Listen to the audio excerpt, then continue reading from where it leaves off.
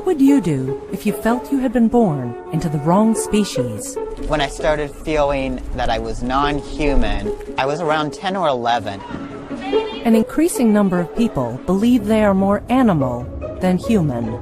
I would definitely say that I have species dysmorphia. I have these hands in this body, but internally, I am a leopard. On all levels except physical, I am a wolf.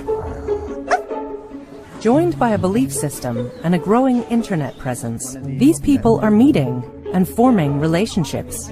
We are raccoon and leopard. It's not too relevant to whether or not we love each other.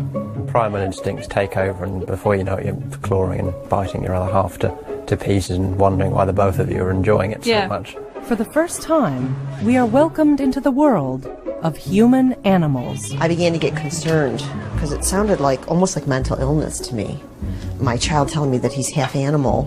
These are paperworks for my name change to my wolf name, which is Shiro Wolf.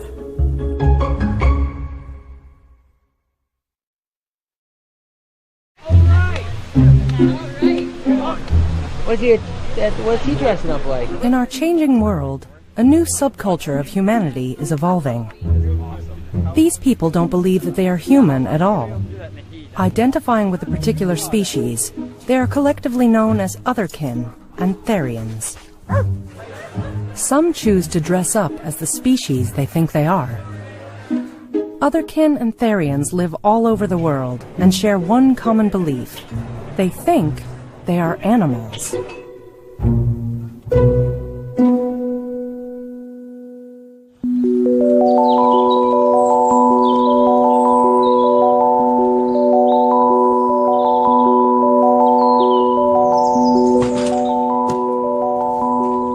People ask me, well, do you ever get sick of it? Do you ever get sick of thinking about it? Do I ever get sick of thinking about my elbow? I don't really have to think about it. It's just there. It's just a part of who you are. Caleb Carges lives on the outskirts of Buffalo, New York. He is not your usual teenager. My species is, well, definitely a wolf. Lately, I've been leaning more towards red wolf specifically, not only because the type of environments I like, but also because of the way I act. If I could look in the mirror and choose what I saw, I would see an anthropomorphized version of myself that was half wolf, half human. Caleb is part of the growing phenomenon of people who believe in some way that they are an animal. We believe that mentally, or at least cognitively, we are more connected with the animal side of ourselves than we are the human side of ourselves. And whether that be just the way we try to act in our life, or the way we try to communicate with the people we love or our friends, it's something that's very noticeable. It's something that needs to be constantly purged in your head, because you constantly have to realize, oh, that's right, I think differently. Therians identify psychologically and spiritually with an animal. And since the age of 6, Caleb has believed he is a wolf.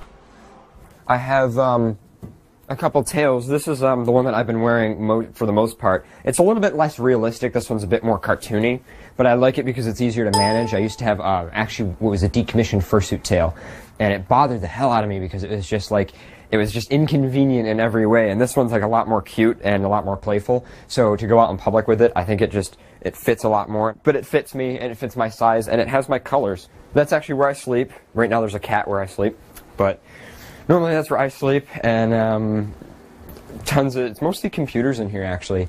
I like it quite a lot because it gets quite warm in here, and as a red wolf I like warm temperatures.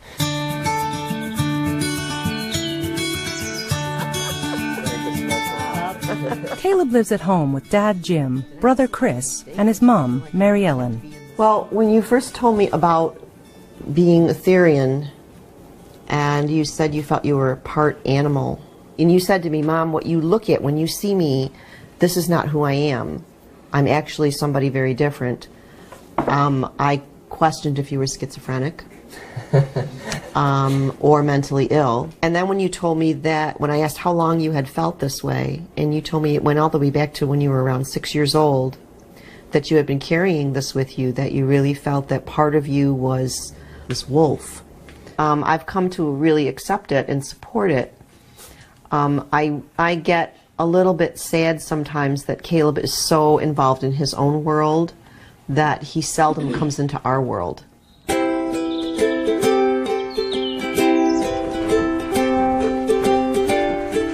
Caleb is not unique in his beliefs. He is part of a small Therian community of people in Buffalo. They include Stephen, a leopard, and Timothy, a raccoon. Together, they run an amateur radio show from his bedroom. It broadcasts to hundreds of people like them all around the world. Hey guys, welcome back. This is episode 102. I am your host of this evening, Paradox the Wolf. I am your Blue Fox host, Pharaoh. I'm your co-host in training, Shroud the Leopard. I'm your guest, Minok the Raccoon. Alright, next email that I got here. Hey guys, my name is Kobe, and I am an orange, blue, and white male German Shepherd. I am also bisexual, and I am 19 years old, and I'm having some huge issues with my parents in relation to being Therian. Is there any help explaining this to them? How did you do it? I don't even remember. Oh. I barely touched on it, because my parents just didn't care. My mom just wanted me to be safe. My dad said that I could have whatever beliefs I wanted as long as I wasn't hurting anyone. Oh, you had it myself. easy too. Yeah, it was easy. When my mother found out, she asked me if she had done anything wrong as a parent. and I was like, no. My parents always think the live and let live type, as long as you're happy kind of people. Right. So as far as how I had to do it, it's not like I could offer advice from my personal experience. Yeah. Because I had it easy. Caleb and his friends are fortunate that they are content feeling like animals. For others, though, this is not the case. Day-to-day life at school was a living hell in every sense of the word. Like, for the longest time, it seemed like nobody was there.